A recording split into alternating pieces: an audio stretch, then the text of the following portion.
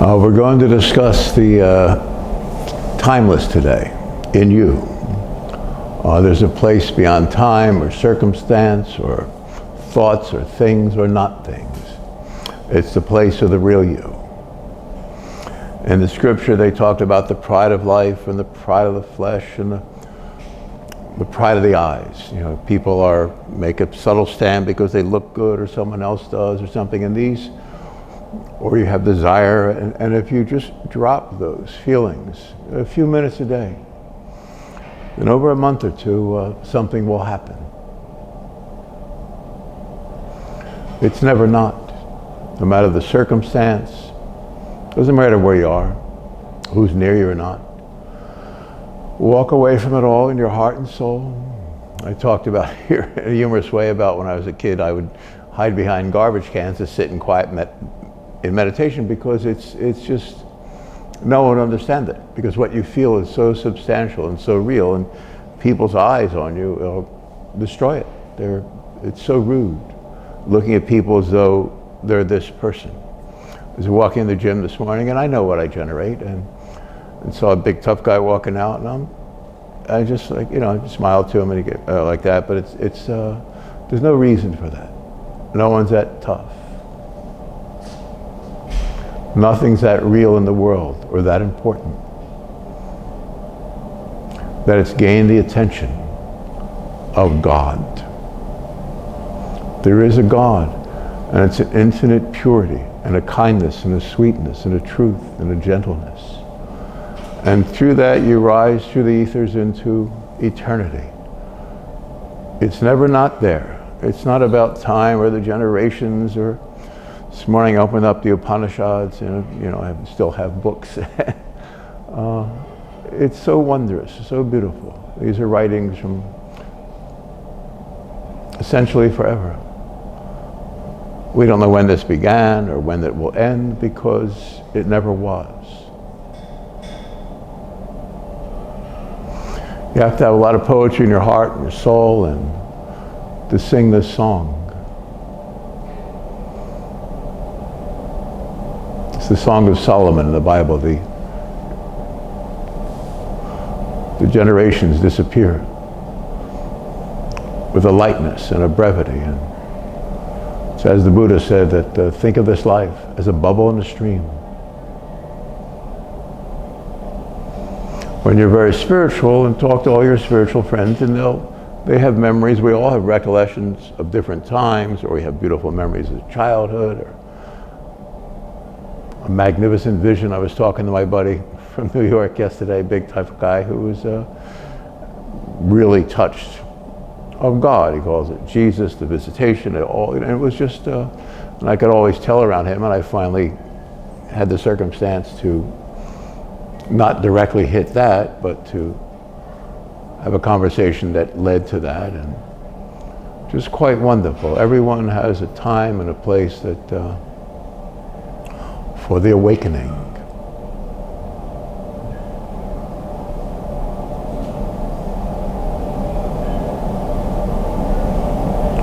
And it has nothing to do with the world that we see, with the life that we've lived. Everyone in the world, everyone in the world, everyone in the world, everyone in the world is deeply damaged, except those who've walked off into the living ethers in their heart and soul by simply not taking part anymore. Doesn't mean you don't fulfill your responsibilities to family, home, this, that, the other children. You do that, and as you're disappearing, become lighter, kinder, truer. It's quite a remarkable place to be. And then you'll see the whole world as some sort of violent dragon seeking your innards to chew them up. And then you know you're on the right path, when you know you're not it, that it is after you. And it is simply the sense of time. It has no shape or form, time, right? And yet you're born, you grow older, you mature, you die, but all within time. But time has no substance, right? So time is the causation. And if you get very quiet, you lose a sense of time. But it's not just that. There's a light indwelling ecstasy that rises up through it, like up through the floors. Things, places, circumstances, they disintegrate in your consciousness through this concentration upon a new song.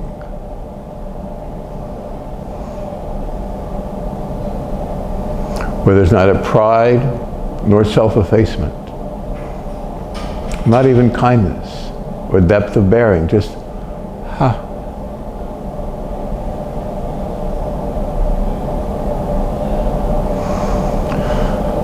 And that which the wise still call God will be ever present at the other end of the rainbow here with your last breath.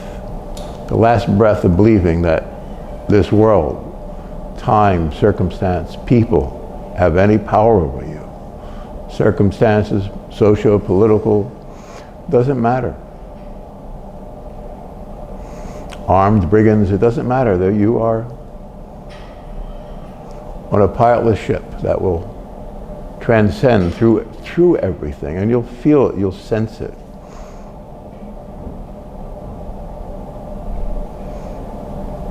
If you quietly ask any spiritual person in your life to really express the way they perceive existence in life, they're never asked this, and when they are, they get a quick question, then they'll make it a conversation.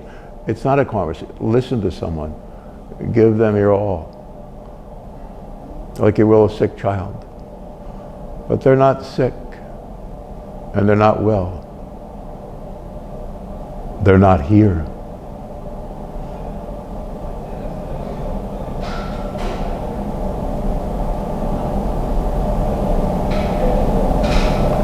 You are a remarkable, powerful, spiritual presence. You are eternity. You're not flesh and blood. It's something we can call the soul, we can call the omniscience of God, the all-knowing. It's inside you, but it's not all-knowing about things in the world. You drop that hard and fast sense of the world and you'll see God. And you won't see you. And you'll see you and you won't see God. There will be no difference. How could a God of the universe, first of all, created this garbage heap we live in the world? How could that be? How rude. How cruel of people to think that. That's the beginning of knowledge and understanding and wisdom. And then you disappear through that, you transcend through it, and you'll become eternity. It's what you are. A bubble in the stream. A flash of light in the sky, and this will be gone. And it's better than get racked about by the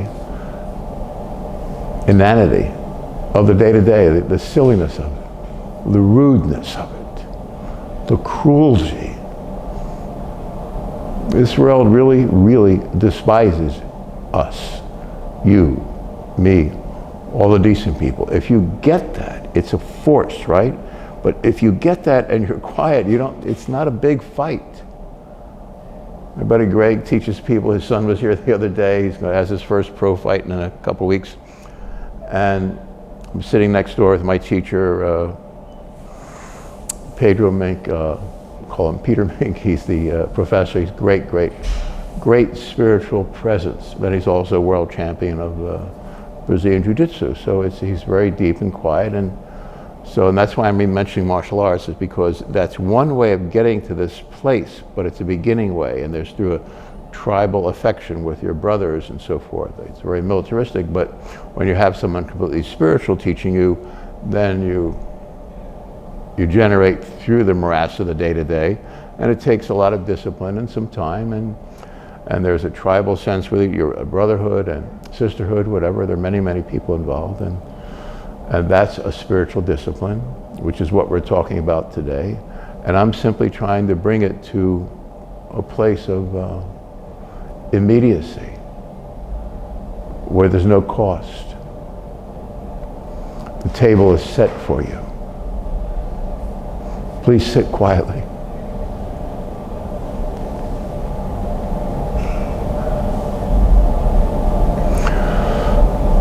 Please, please.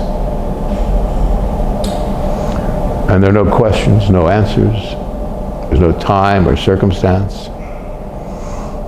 Nobody's home or not home. That's that area of transcendence where you're walking out towards the seashore and you come to a quiet place and there's a gate and you open it up and then you step outside and the shore is there and the waves and the moonlit sea in front of you and you forget what's behind you. It's a first kiss. An early memory, childhood memory. Could be of a friend, a buddy, a girlfriend, your mom, your sister or brothers, protecting you, whatever it is. And these are wonderful moments. But beyond that, beyond the doorway, the gateway, we walk to the greater sea, to the other shore, where eternity awaits us. We are eternity. We voluntarily gave ourselves to this cause to be here, to free our friends and neighbors. We are not victims and we're not prisoners. We simply have to understand what's being said right now. The pride of life, the pride of the eyes. I mean, Master G here teaches it in martial arts. Andre Sukumta, Gerber out on the floor, the giant, wonderful, sweet trainer. All the guys out here at Powerhouse Gym, they're all just nice people. You got Jessica and Donna here. They're serious people with big, big, big hearts. And we all have the same problems. It's a little different, but it's the sense of time. Let it go. We're simplifying the whole process by saying just the sense of time. You understand. You're intelligent. God knows. Stop questioning yourself. You don't have to prove yourself. You don't have to disprove any of the accusations about you.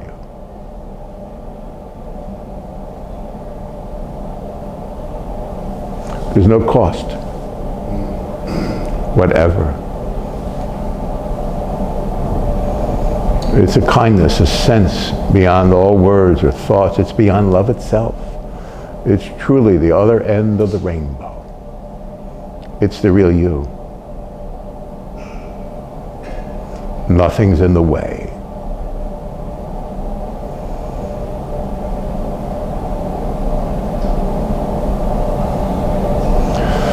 In the first few months, the boogeymen will come after you. And you're going to love it. I say this often because you will love it and it's scary and freaky and there are all kinds of apparitions and just to keep you down home and afraid of whatever. But if you're not, if you look it in the eye quietly, you could be one of the first few of this age to not have to face the demons. You've already done that many times before you were born. Please remember that. There'll be no demons, there'll be no time, no circumstance, no place. And in that is this openness, this sense of a first kiss, of love, of a walk on the seashore, of some wonderful outing you had in nature, a romance, enjoying some great work of art, that thing that stills all your senses. And that's the beginning. We're just talking right now about the process of not relating, of not reacting to the world or the senses, but we're just talking about the very beginning of what's on the other side. Being a spiritual person, like many, many millions in the world, who live with this sense 24 hours a day, there's stuff all day. There are visions, there's things you know, there are things you comprehend, and every moment of your life has been set in this direction, for this moment, for this time, for this day, for this hour, for this millisecond. In other words, everything in your life is something you generated before time was. You're simply here to help, and you drop all this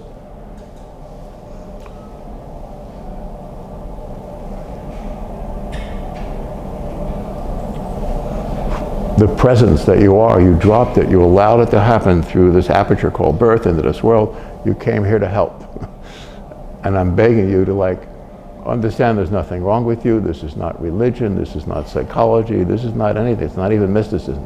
It's just a simple truth that if you drop reacting all of it quietly, it won't be here. That's the fight. That's the war that's raging throughout this world. And if you let go of everything about it, you don't fight it directly because it's not there, it's an apparition.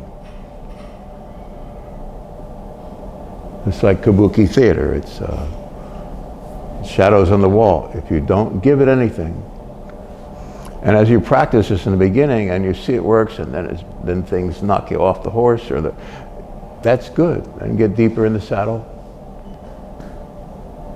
more calm, more upright. And you and your steed, you and your horse are one being. It's a wonderful feeling. You know, if you've ever been on a horse or close to any animal, it's the same thing.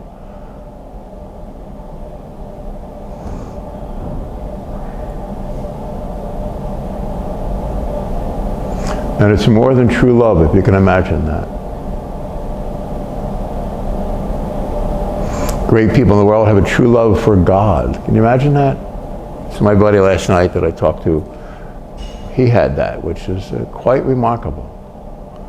He had a heart attack when he's 39 doing taekwondo. It's and everything changed.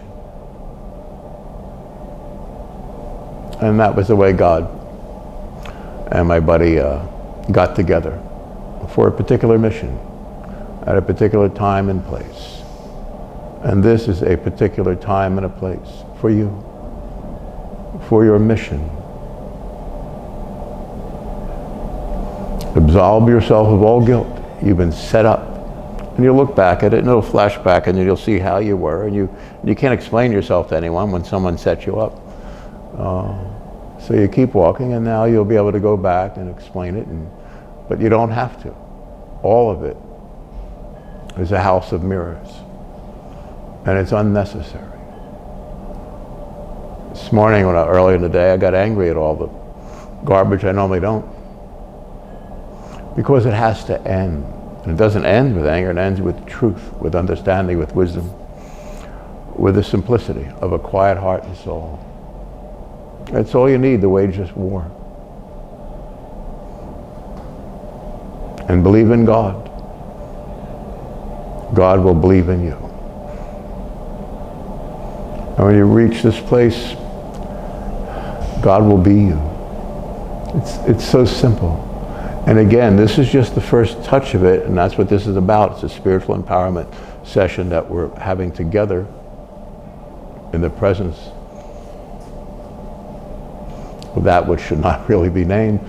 But once we step aside from the evil in this world and the temptations,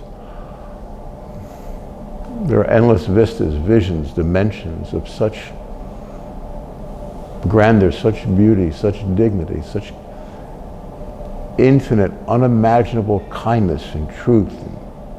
There are no human words that can begin. Though the word infinity, I use it all the time. Sorry for that, but it is.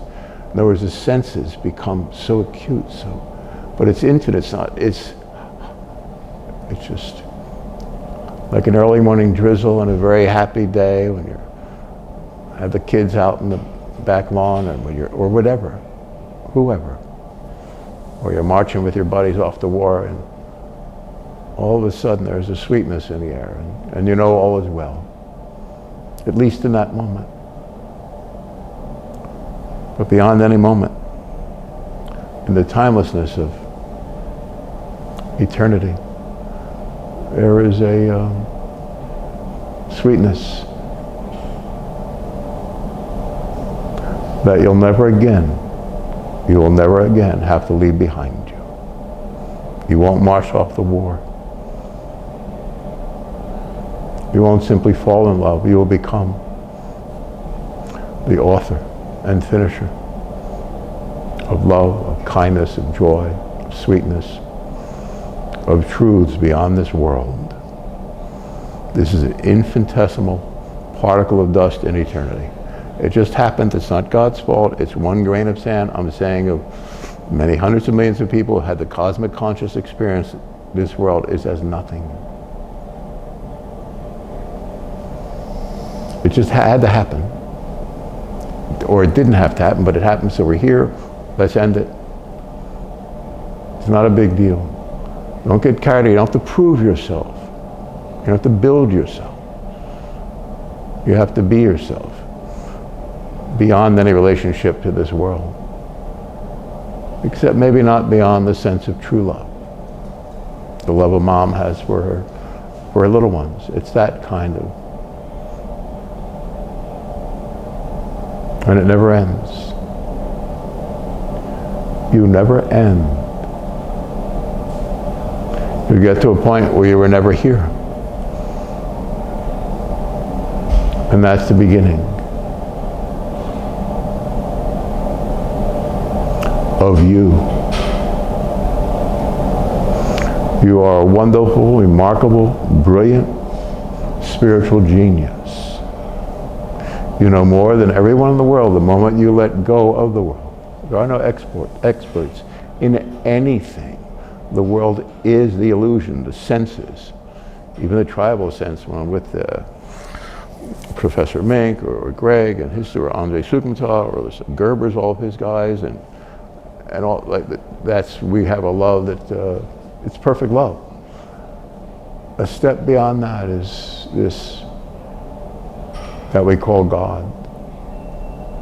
This that God calls you. Isn't it you? There's nothing wrong with you. Set aside a few minutes a day.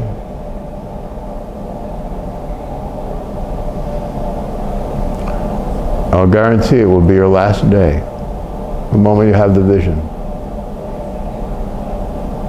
And we've all had it at different points in our life, haven't we? But all that this world seems to be collapses in on us, doesn't it? And if we get really truly quiet, we'll see Him, the only God, and you, the living light itself. You're pure, you're true, you're kind, you're real, you're caring, you're strong, God knows. You don't have to prove yourself in the gym, on the mat, at home, at work, at play. You don't have to prove anything. You simply have to be quiet.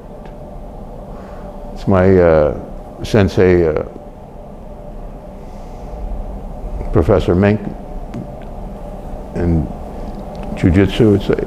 The reason people love him beyond the discipline is he has that quiet love.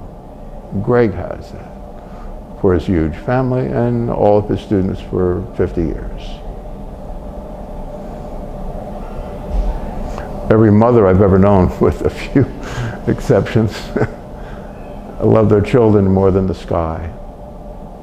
And you'll find God in that love. There are no puzzles. There are no hard questions. It's simply the pride of life. Let it go.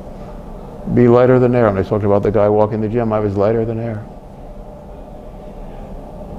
And he thought he owned the world because he was big, and I wasn't as big, so he was, yeah. And wake up. It's our own neighborhood we're protecting. In other words, your own heart. And if you protect your heart and heal it from the damage of this world that I don't like it at all. If you heal your heart from that damage, then you'll heal your mom, your dad, the dearly departed. You'll be in touch with all those that you love and care for, and you'll be able to help them instantly or through time. I have certain people I love beyond I could ever say. Different mentors of mine, Susan, or my friend Rosamond, great. She was the chief counsel of a huge agency, and she had this ability to be utterly quiet and listen to people. So she'd walk in a courtroom and she wouldn't relate or listen to anyone, and no matter, they could have One time it was 52 cases in 3 days, and she had to listen to all the, and then she'd respond back representing her agency, and very quietly, never lost her dignity for a moment, because she was very trained at this, an adept. So she's been a great role model of mine. Hi, Rosamond. You understand? She passed. So many beautiful people in the world, and find someone who's trained in the art of disappearing. Help them, serve them in some way by simply being quiet in their presence,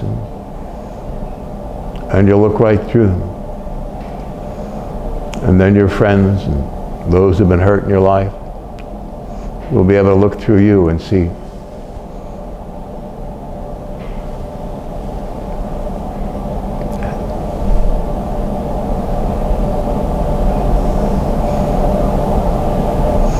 this is the calling, this is the mission, this is the time. And how else would a God of universe answer all these questions except simply, God doesn't ask anything of us. Forget all the theories, all the philosophies, all the psychological mumbo jumbo. Be like Rosamond, just the world will go up in a puff, and then you address people without reacting. You train yourself to do that. I've done that. Or I can listen to people hours. You'll find a way to do that, but even if you don't do that, just believe in God. God believes in you.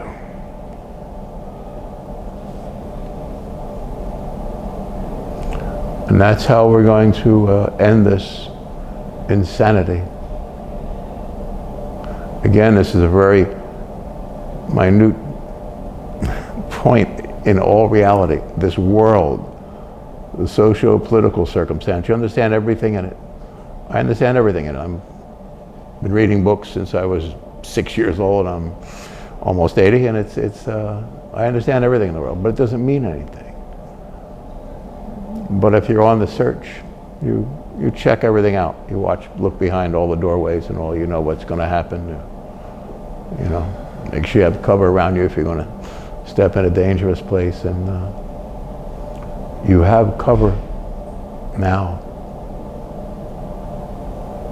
You have God at your six, as it were, you protecting your back. You'll be hit by these demonic forces, and they're pretty scary and pretty frightening until that moment that you give it nothing. And you look beyond all the doors, all the windows, into an endless skyscape, sunscape, seascape. You know, you just look out, when you look at it, like my friend at Art Terra Gallery down there in Cambridge, did all these seascapes, these beautiful paintings. But when you look at something that beautiful, all this stuff disappears, doesn't it? I look at my friend Donna's presence. She has a presence. I don't see Donna. I've never seen Donna. It's kind of there.